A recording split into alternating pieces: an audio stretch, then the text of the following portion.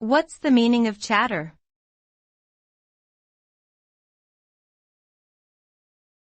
Chador.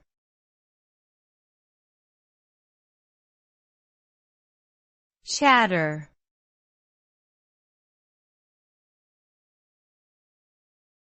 Chador.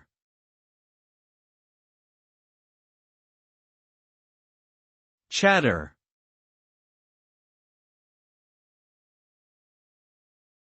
Chador is a loose, full-body cloak worn by some Muslim women in public places.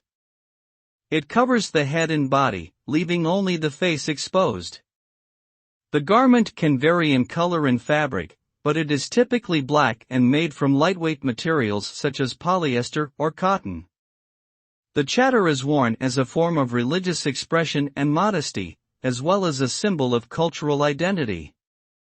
Despite being controversial in some parts of the world, it remains an important part of many Muslim women's daily lives.